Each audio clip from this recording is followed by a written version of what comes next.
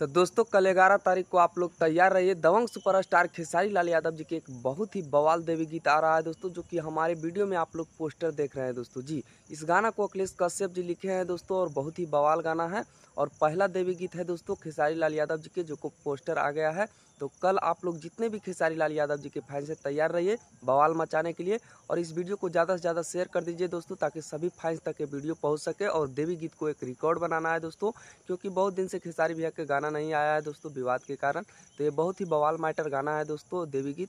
तो इस गाना को जरूर सुनिए और अपडेट आप लोग को अच्छा लगा तो वीडियो को लाइक करके चैनल को सब्सक्राइब करके जुड़ जाएगा दोस्तों।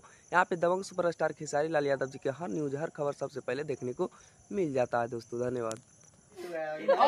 और गाना भी देवी गीत 11 तारीख को छूट रहा है, बहुत बवाल। हाँ भैया, गाने के बारे में बोलिए, उसके राइटर के बारे में बोलिए। उसके राइटर है हमारे अखिलेश बाबा और मोनू और music director Bihar Shubham ji composer और खुशी खुशी कक्कर जी ने गाया है, आवाज दिया है। और हमारा जेन ट्यून्स भोजपुरी एक भोजपुरी का चैनल है, इंद्रजीत जी उन्हीं का है, हमारे बड़े भाई हैं।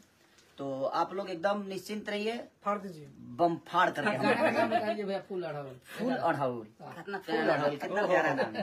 तो इस नाम के साथ माँ के आगाज के साथ नई दिशा में जिंदगी का फिर से एक शुरुआत। आप लोगों का प्यार और आशीर्वाद ऐसे ही